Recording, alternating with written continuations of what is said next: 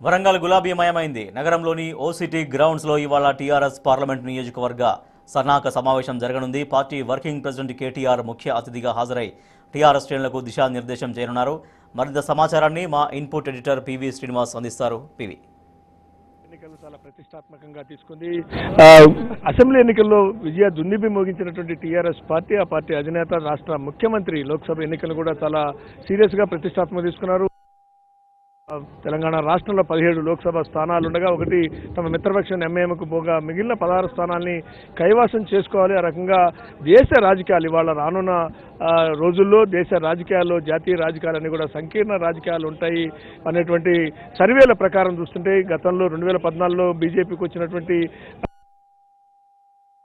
విపక్ష హోదాలో పికప్ కాలేదు. ఈ నేపథ్యంలో ప్రాంతీయ పార్టీల యొక్క ప్రాధాన్యత పెరుగుతున్నటువంటి నేపథ్యంలో ఇవాళ రాష్ట్రానికి రావాల్సినటువంటి అది కాళేశ్వరం జాతీయ హోదా కావచ్చు, లేదంటే ఇంకా ఇతర పన్నుల వాటా కానీ, అదేవిధంగా పరిశ్రమలకు సంబంధించినటువంటి కానీ ఇతర అనేక విషయాల్లో ఇవాళ కేంద్రంలో తమ చక్రం తిప్పాలి. ఆ రకంగా రాష్ట్రానికి రావాల్సుకున్నటువంటి రైల్వే జోన్ల విషయంలో కానీ, రైల్వే ట్రాక్ల విషయంలో కానీ, జాతీయ రహదారుల విషయంలో కానీ, ఈ రకంగా అనేక విషయాల్లో ఇవాళ రాష్ట్రానికి రావాల్సినటువంటి వాటాన్ని సాధించుకోవాలంటే దేశ రాజకీయాల్లో కీలక భూమిక పోషించాలనేటువంటి ఒక సంకల్పంతో ఇప్పటికే తెలంగాణ రాష్ట్ర ముఖ్యమంత్రి టీఆర్ఎస్ వ్యవస్థాపక అధ్యక్షులు ఇప్పటికే ఫెడరల్ ఫ్రంట్ పేరుతో కొన్ని రాష్ట్రాలు పర్యటన చేశారు. మమతా బెనర్జీని, అఖిలేష్ యాదవ్ని, అదేవిధంగా డిఎంకే స్టాలిన్ని, అదేవిధంగా ఒరిస్సా నవీన్ పట్నాయక్ని, అనేక మంది నాయకుల్ని కలిసిన నేపథ్యంలో ఇవాళ లోక్సభ ఎన్నికలకి టీఆర్ఎస్ పార్టీ వర్కింగ్ ప్రెసిడెంట్ కి కీలక పాత్ర అంటే కీలక లోక్సభలో ఉన్నటువంటి పార్లమెంటరీ పరిధిలో ఉన్నటువంటి అనేక పార్లమెంట్ లోక్సభ స్థానాలు కార్యకర్తల సమావేశం ఏర్పాటు చేయడం, ఆ రకంగా కార్యకర్తలకి దశ నిర్దేశించడం, టీఆర్ఎస్ కీలకంగా పాత్ర ఎలా పోషించబోతుందో అనేక విషయాలను చెప్పేదానికోసం మనతో పాటు వరంగల్ జిల్లా ఇన్ఛార్జి ఐఐసి చైర్మన్ సీనియర్ నాయకులు బాలమల్లి గారు మన్నారు. బాలమల్లి గారు, టీఆర్ఎస్ పార్టీ ఏ రకంగా పాత్ర పోషించబోతుంది? ఫెడరల్ ఫ్రంట్ పేరుతో ఇప్పటికే టీఆర్ఎస్ అధినేత మీ పార్టీ నాయకులు రాష్ట్ర ముఖ్యమంత్రి ఒక పర్యటన కూడా చేసి వచ్చారు. రేపు లోక్సభ ఎన్నికల ఫలితాలు ఎలా ఉంటాయి, ఫలితాల తర్వాత దేశ రాజకీయాలు ఎలా ఉంటాయి, దేశ రాజకీయాల్లో టీఆర్ఎస్ పాత్ర ఏంటి? ముఖ్యంగా ఈ తెలంగాణ ప్రాంతం యొక్క ప్రజలకు అదృష్టం ఏంటంటే కేసీఆర్ లాంటి విజన్ ఉన్న నాయకుడు దొరకడం చాలా అదృష్టం. మరి ఆయన పక్కా విజన్ తోటి మరి రాష్ట్రాన్ని అన్ని రంగాల్లో, ఒక రంగం అని కాకుండా అన్ని రంగాల్లో కూడా ఈ దేశంలోనే నంబర్ 1 స్థానంలో ఉంచిండు. అటువంటి నాయకుడు దొరకడం నిజంగా మన అదృష్టం. మరి ఆయన చేసే పనులనే ఇవాళ నంబర్ 1గా తీసుకొని దేశ ప్రజలంతా కూడా మరి తెలంగాణ ప్రాంత అభివృద్ధి కానీ సంక్షేమ కార్యక్రమాలు కానీ చూసి దేశం మొత్తం నివ్వెరబోతుంది. ఇటువంటి ముఖ్యమంత్రి మాకు లేడు, మాకెందుకు లేడని ఆయా రాష్ట్రాల ప్రజలు ఎదురు చూస్తూ ఉన్నారు. ఆయన చేసిన ఒక పనులే ఇలా ఈ ఫెడరల్ ఫ్రంట్ ఆయన యొక్క ముఖ్య ఉద్దేశం. ఎందుకంటే ఇవాళ ఉన్నటువంటి ఈ మన రాష్ట్రంలో 16 స్థానాలు గెలిచి మన మిత్రపక్షమైనటువంటి ఒక ఎంఐఎం పార్టీ అది కూడా 17 స్థానాలతోటి మన దేశంలో మరి మనం కేసీఆర్ గారికి మనం బలం ఇచ్చినట్టయితే మరి దేశంలో ఉన్న ఏ రాష్ట్రం కూడా ఏ పార్టీ కూడా ఇలా సింగిల్ మేజార్టీతో విజయం సాధించి కేంద్రంలో ప్రభుత్వం ఏర్పాటు చేసే పరిస్థితులు లేవు. ఏదైనా సంకీర్ణ ప్రభుత్వాలే ఈ దేశంలో రేపు భవిష్యత్తులో ఉంటే కనుక మరి 17 స్థానాలు మనం తీసుకొని పోయి మరి కేంద్రంలో ఉంటే మరి కేంద్రం నుంచి రావాల్సిన నిధుల కొరకు కేసీఆర్ గారు ఆయన కృషి చేస్తారు. ఆయనకు మనం బలం ఇచ్చినట్టయితే కావాల్సిన నిధులు తీసుకొచ్చి మరి కేంద్రంలోనే ఒక చక్రం తిప్పి తెలంగాణ రాష్ట్రాన్ని అన్ని విధాలుగా అన్ని రకాలుగా దేశంలో నంబర్ 1 స్థానంలో ఉంచుతాడు. ఇప్పటికే నంబర్ 1లో ఉన్నాం. ఏలాంటి కేంద్ర సాయం లేకుండా కానీ మరి కేసీఆర్ గారు ఈ రాష్ట్రాన్ని ముందుంచిండు.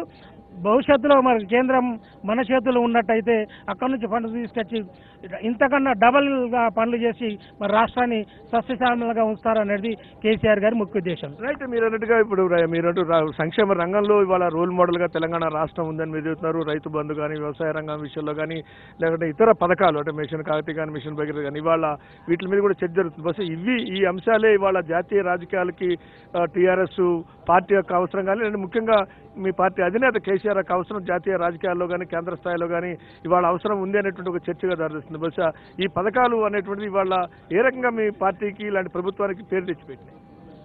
మొన్న జరిగిన ఎన్నికల్లోనే 88 స్థానాలు గెలిచి మేము బ్రహ్మాండం మేడతో ఉన్నాం. దానికి కారణం ఏంది? కేసీఆర్ గారు చేసిన పథకాలే.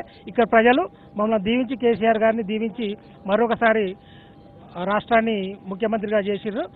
ఈ పథకాలే ఇప్పుడు దేశంలో కూడా వివిధ దేశాల నుంచి కూడా మరి తెలంగాణకు వచ్చి చాలా పథకాలు ఇక్కడ చాలా రాష్ట్రాల వాళ్ళు ఇక్కడ చూసిపోయి ప్రతి ఒక్కరు కూడా దీన్ని మెచ్చుకొని నంబర్ 1 తెలంగాణ అనేది, ఇటువంటి పథకాలు మాకు కూడా కావాలనేది ఇలా యావత్ దేశం కూడా మరి కేసీఆర్ నాయకత్వం కొరకు ఎదురు చూస్తుంది అనేది మాకు వచ్చినటువంటి సమాచారం. దానికి అనుగుణంగానే మరి ఇక ఈ ఎన్నికల్లో కూడా తప్పకుండా 16 స్థానాలు గెలిపించి కేసీఆర్ గారికి పూర్తి మెజార్టీ ఇచ్చి మనం ఆయన కేంద్రానికి పంపాలని ఇక్కడ ప్రజలకు ఉద్దేశం. Right. Agro Industries chairman Kishan Rao garu ఉన్నారు. కిషన్ రావు గారు అంటే కేటీఆర్ గారికి కీలక బాధ్యతలు, వర్కింగ్ ప్రెసిడెంట్ అయిన తర్వాత ఒక కీలక బాధ్యతలు అప్పచారు. అంతకుముందు జిహెచ్ఎంసీ ఎన్నికలు కానీ, పాలేరు కానీ, బై ఎలక్షన్ కానీ, లేకుంటే మొన్నటి జనరల్ అసెంబ్లీలు కూడా పోషించారు. కానీ ఒక హోదాలో ఇవాళ రాష్ట్రంలో పర్యటిస్తున్నారు. నిన్న కరీంనగర్ అయింది, వరంగల్లో కూడా ఏ రకంగా క్యాడర్లో ఉత్సాహం కనపడుతుంది, యూత్లో ఏ రకమైన ఉత్సాహం కనపడుతుంది, ఏ రకంగా రిసీవింగ్ క్యాడర్ ఉంది, ఇవాళ ఎటువంటి దశ నిర్దేశించే అవకాశం ఉన్నాయి వర్కింగ్ ప్రెసిడెంట్ కేటీఆర్? ఇవాళ గౌరవనీయులు పెద్దలు కల్వకుంట్ల తారక రామారావు గారు is the leader of the Telangana and future of the Telangana. ఈ తెలంగాణ రాష్ట్రానికి ఒక నాయకత్వం, భవిష్యత్తు కూడా ఒక నాయకత్వంగా ఇవాళ తెలంగాణ ప్రజలు తండ్రికి దడ్డ తనయుడిగా మరి భావిస్తూ ఉన్నారు. ఆయనలో ఉన్నటువంటి ఒక గొప్ప మేధావితనాన్ని 2-3 విషయాలు మీ ద్వారా ప్రజలకు చెప్పాల్సిన బాధ్యత ఉంది. ప్రజాస్వామిక వ్యవస్థ పుట్టిన నాటి నుంచి నేటి వరకు కూడా పారిశ్రామిక విధానాన్ని ఒక గొప్ప ఆకాశవంత ఎత్తు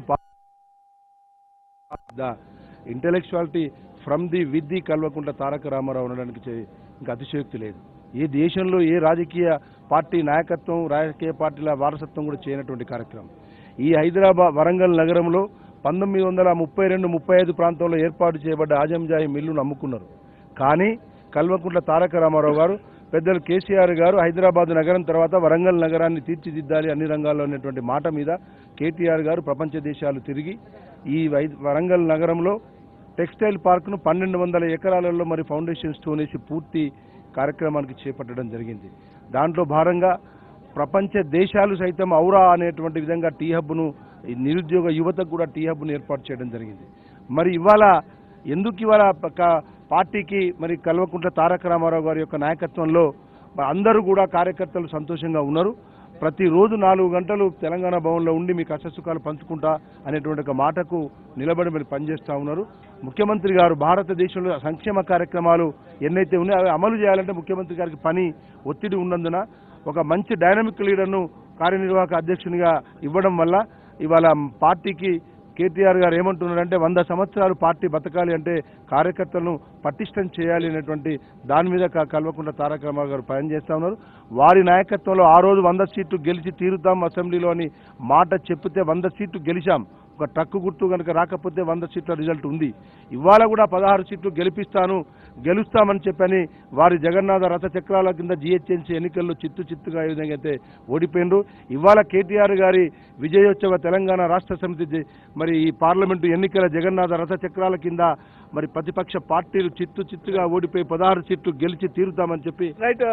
అంటే గిరిజనుల విషయంలో కూడా టీఆర్ఎస్ సర్కార్ ఏం చేసింది, ఆ రకంగా ఇవాళ తండాలను గ్రామ పంచాయతీలు చేయటం కానీ ఇవన్నీ కూడా ఇవాళ రాష్ట్రాల్లో దేశంలో నదీ జలాలు వినియోగించుకునే విషయంలో అనేక విషయాల్లో టీఆర్ఎస్ అధినేత రాష్ట్ర ముఖ్యమంత్రి కొంత విజన్ ఉండాల్సిన అవసరం ఉంది. మోసపోసిన పద్ధతిలో పాలన కొనసాగుతుంది. అనేక సంస్కరణలు తీసుకురావాల్సిన అవసరం ఉన్నాయి, చట్టాల మార్పులు రావాల్సిన అవసరం ఉన్నాయి. ఒక ఫెడరల్ స్ఫూర్తితో కేంద్ర రాష్ట్ర సంబంధాలు ఉండాలి అనేటువంటి అనేక విషయాలు మాట్లాడుతున్నారు. గిరిజనుల విషయంలో రాష్ట్ర ప్రభుత్వం చేసినటువంటి అంశాలు ఏంటి, ఏ రకంగా గిరిజనులు ఇవాళ ప్రజాదరణ ఉంది, దేశవ్యాప్తంగా ఈ రాష్ట్రంలో అమలైన విషయాల మీద దేశవ్యాప్తంగా చర్చ. ముందుగా ఈరోజు గౌరవ మన కల్వకుంట్ల తారక రామారావు గారు వరంగల్ పార్లమెంటరీ కాన్స్టిట్యూన్సీలో ఈ నాయకులకు ఏదైతే దిశానిర్దేశం చేయుటకు మన పార్లమెంట్ నియోజకవర్గ నాయకులు ఈ పార్లమెంట్లో దాదాపు 5 లక్షల పై చిలుకు మెజార్టీ ఇచ్చేందుకు గౌరవ ముఖ్యమంత్రి కేటీఆర్ రామారావు గారిని కేసీఆర్ గారు వర్కింగ్ ప్రెసిడెంట్గా నియమించిన తదుపరి తొలిసారిగా వరంగల్ నగరానికి రావడం మాకు చాలా ఆనందదాయకమైన విషయం.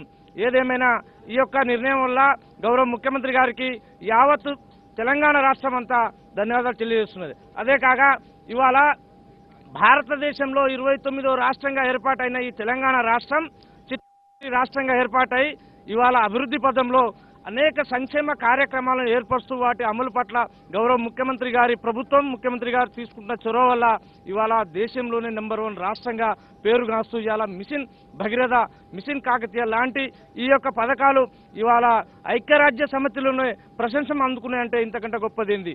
ఇవాళ మన భారతదేశానికి ప్రధానమంత్రిగా వ్యవహరిస్తున్న నరేంద్ర మోడీ గారు తను గుజరాత్ రాష్ట్రంలో మంచి పనులు చేసిన ఉద్దేశంతో తనను భారత ప్రధానిగా 5 సంవత్సరాల కాలంలో ప్రధానిగా విఫలమయ్యారు.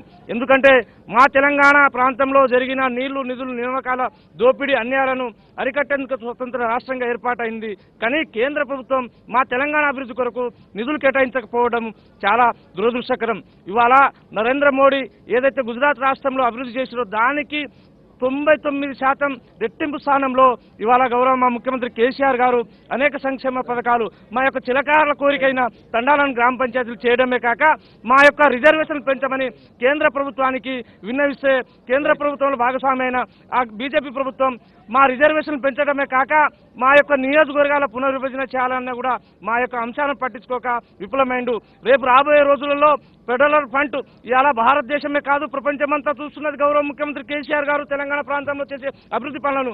ఈ పనులను చూసి రేపు రాబోయే రోజుల్లో భారత ప్రధానిగా గౌరవ ముఖ్యమంత్రి కేసీఆర్ గారు కూడా ఆయన ఆచారపోవలసిన అవసరం లేదు. మొత్తానికైతే ఇక్కడ ఉన్నటువంటి పరిస్థితుల ప్రకారం ఆ రకంగా జాతీయ రాజకీయాల్లో టీఆర్ఎస్ కీలక భూమిక పోషించబోతుందని రానున్న రోజుల్లో ఆ రకంగా కేంద్ర స్థాయిలో ఇవాళ ఒక నూతన నాయకత్వం ఎమర్జీ కావాల్సిన అవసరం ఉంది. ఒక విజన్ ఉన్న నాయకుడు రావాల్సిన అవసరం ఉంది. దేశంలో వనరులను మౌలిక వనరులు కానీ మౌలిక సదుపాయాలను కల్పించడం కానీ ఉన్న వనరుల్ని నదీ జలాలను వాడుకునేటువంటి వైపుగా ఒక దూరదృష్టి అదేవిధంగా విజన్ ఉన్న నాయకుడు యొక్క అవసరం ఉంది. అందుకనే ఇవాళ జాతీయ రాజకీయాల్లో టీఆర్ఎస్ రానున్న రోజుల్లో కీలక భూమిక పోషించబోతుందని చెబుతున్నారు. Over to studio.